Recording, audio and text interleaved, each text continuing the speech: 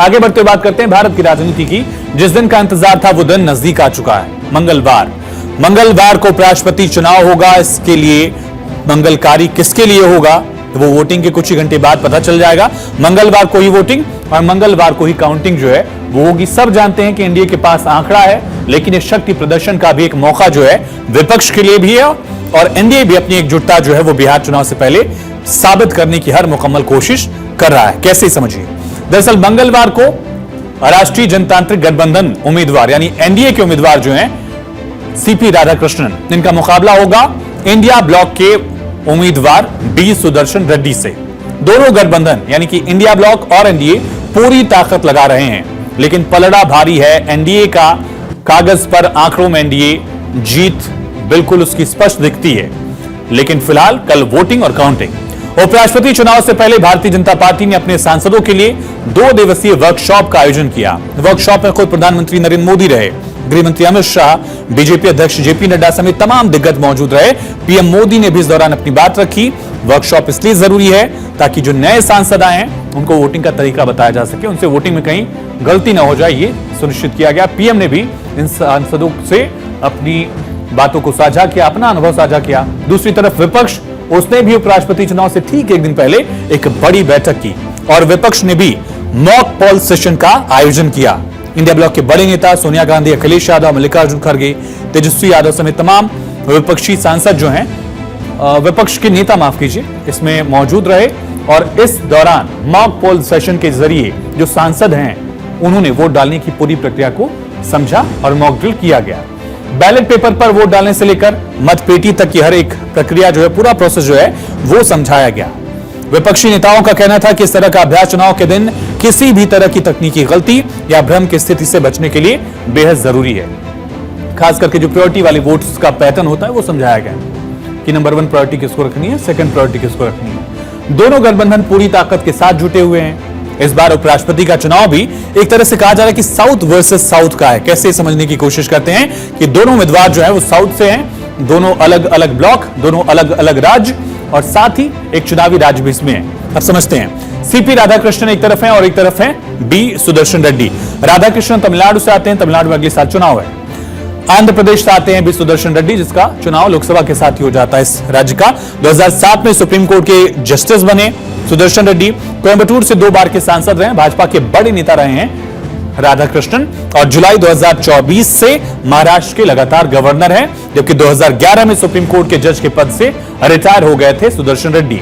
तेलंगाना और झारखंड के भी राज्यपाल रह चुके हैं राधाकृष्णन, बड़ा अनुभव है। गोवा के लोकायुक्त राज्यपाल रह चुके और अपनी जिम्मेदारी निभा चुके हैं बी सुदर्शन रेड्डी। यानी कि दोनों का अपना अपना अनुभव है, लेकिन पब्लिक लाइफ में राधाकृष्णन का पलड़ा भारी है क्योंकि वो एक्टिव पॉलिटिक्स में भी रहे हैं और अब अलग अलग संवैधानिक जिम्मेदारी भी निभा रहे हैं। और सीपी राधाकृष्णन और बी सुदर्शन रेड्डी ने पार्टी के नेताओं से मुलाकात की, अपने पक्ष में वोट करने की मांग की। जिस तरह का एक परंपरा रही है कि दोनों उम्मीदवार जो हैं वो अपने अपने सहयोगी या जहां से भी उनको समर्थन की अपेक्षा हो उनसे वो बात करते हैं। चुनाव से ठीक पहले बी सुदर्शन रेड्डी की एक फोटो अब खूब वायरल हुई है। इस तस्वीर को देखिए, इस तस्वीर में बी सुदर्शन रेड्डी जो हैं वो लालू प्रसाद यादव के साथ हैं। इस तस्वीर को लेकर बीजेपी काफी हमलावर है। बीजेपी आईटी सेल के प्रमुख अमित मालवीय ने इस तस्वीर पर एक बड़ी टिप्पणी की है। अमित मालवीय ने दरअसल सोशल मीडिया पर पोस्ट किया और कहा कि सुप्रीम कोर्ट के पूर्व न्यायाधीश और इंडी गठबंधन के संयुक्त उम्मीदवार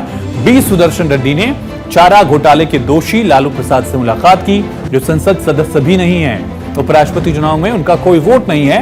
यह न केवल एक भयावह दृश्य है, बल्कि एक उच्च संवैधानिक पद की आकांक्षा रखने वाले व्यक्ति द्वारा सार्वजनिक जीवन में ईमानदारी पर एक चौंकाने वाला बयान भी। हालांकि लालू वो वोटर नहीं है, लेकिन उनकी पार्टी के पास वोट है और बी सुदर्शन रेड्डी पर बीजेपी पूरी तरह से इस मोर्चे पर हमलावर है। Vote for me to save soul of the nation, opposition VP pick. और देश के कॉन्शियंस को बचाने के लिए बहुत बड़ी बड़ी बातें की गई हैं। और ये देखिए, देश के सोल को बचाने के लिए वो किससे मिल रहे हैं? लालू प्रसाद से। लालू प्रसाद फॉर्डर स्कैम में कन्विक्टेड हैं। मेरा उस सारे मामले को उजागर करने में कुछ भूमिका रही है, आपको पता होगा। He is convicted. आप किस तरह के रिटायर्ड सुप्रीम कोर्ट के जज हैं जो व्यक्ति कन्विक्टेड है स्कैम और करप्शन में, आप जाके उनसे मिलते हैं, और वो वोटर भी नहीं है, ध्यान रखिए आप। Lalu Prasad ji is not a member of the parliament, वो वोटर भी नहीं है। अब इस चुनाव में एनडीए के लिए साउथ फैक्टर कैसे है, ये समझिए। राधाकृष्णन आते हैं तमिलनाडु से, 26 में विधानसभा चुनाव है तमिलनाडु का, और इस वजह से उनका नाम अहम हो जाता है। तमिलनाडु में अपनी पैठ बढ़ाने की बीजेपी कोशिश करे। राधाकृष्णन की आरएसएस पृष्ठभूमि एनडीए के कोर समर्थकों को मजबूत करती है। दक्षिण भारतीय पहचान उनकी क्षेत्रीय संतुलन को भी दर्शाती है। क्षेत्रीय दलों का समर्थन भी है। एनडीए को टीडीए, वाईएसआरसीपी का समर्थन है। दोनों ने ही राधाकृष्णन के समर्थन की पुष्टि भी की है, और दक्षिण भारत में करीब लोकसभा की 130 सीटें हैं। राधाकृष्णन के जरिए बीजेपी अपने दक्षिणी किले को मजबूत करने की कोशिश में है। संसद में बहुमत है बीजेपी के पास अपने एनडीए के सहयोगियों के साथ मिलाकर, और ऐसे में एनडीए के पास संसद में 427 सांसदों का समर्थन है। लोकसभा में 293 और राज्यसभा में 134। उपराष्ट्रपति चुनाव के लिए जरूरी है 386, जो कि बीजेपी और एनडीए के लिए, राधाकृष्णन के लिए पर्याप्त आंकड़ा है। इंडिया ब्लॉक के लिए साउथ फैक्टर कैसे, समझिए। बी सुदर्शन रेड्डी एक गैर राजनीतिक पृष्ठभूमि के उम्मीदवार हैं। उनका चयन डीएमके और टीएमसी की मांग को पूरा करता है। दोनों दल चाह रहे थे कि कोई नॉन पॉलिटिकल पर्सन जो है वो हो, और क्षेत्रीय दलों को लुभाने की रणनीति रेड्डी की उम्मीदवारी को अच्छा दांव माना जा रहा है। वैचारिक लड़ाई है, प्रतीकात्मक लड़ाई है। इंडिया ब्लॉक इस चुनाव को वैचारिक लड़ाई के तौर पर ही पेश कर रहा है। इंडिया ब्लॉक ने क्षेत्रीय गौरव को उभारने की कोशिश की है साउथ इंडियन उम्मीदवार देकर, लेकिन उपराष्ट्रपति का चुनाव संसद के सदस्य गुप्त मतपत्रों के माध्यम से, सीक्रेट बैलेट के जरिए करते हैं। इसके लिए कोई व्हिप जारी करने का प्रावधान नहीं है। मतलब सांसद जहां चाहेगा वहां वोट कर सकता है, उस पर दल बदल कानून लागू नहीं होगा।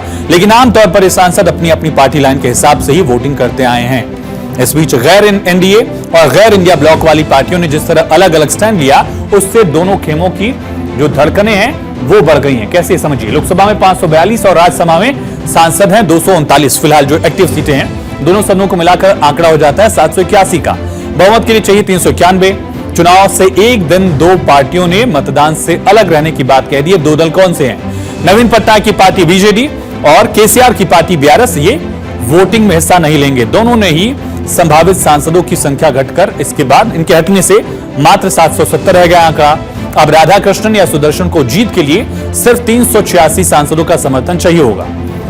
एनडीए के पास अभी कुल सांसद 426 हैं। जगन मोहन की वाईएसआरसीपी ने भी राधाकृष्णन का समर्थन किया एनडीए को, और उनकी पार्टी के 11 सांसद हैं। तो ऐसे में कुल गणित जो है एनडीए के पक्ष में, राधाकृष्णन के पक्ष में 437 वोटों का दिखता है, जो उनके लिए पर्याप्त है उपराष्ट्रपति बनने के लिहाज से। कागज पर वोटिंग जब तक नहीं होती तब तक क्लियर नहीं होगा। अब किन दलों का स्टैंड क्लियर नहीं है, समझिए। 7 निर्दलीय सांसदों का रुख अभी साफ नहीं है। कई सारे ऐसे सांसद हैं जो निर्दलीय जीत कर आए हैं, और इसमें सबसे इंपॉर्टेंट हो जाता है आम आदमी पार्टी की राज्यसभा सांसद स्वाति मालीवाल का रुख क्लियर नहीं है। हमने जैसे बताया, इसमें कोई बाध्यता नहीं है, क्रॉस वोटिंग हो सकती है, कोई इसमें नियम नहीं है। अकाली दल और मिजोरम की जीपीएम को लेकर भी अभी स्थिति साफ नहीं है कि वो किस पाले में वोट करेंगे। दोपहर तक जो है वो चुनाव संपन्न होने की उम्मीद है। शाम 5 बजे तक वोटिंग जो है वो समाप्त होने की उम्मीद कही जा रही है। उसके बाद काउंटिंग भी शुरू हो जाएगी।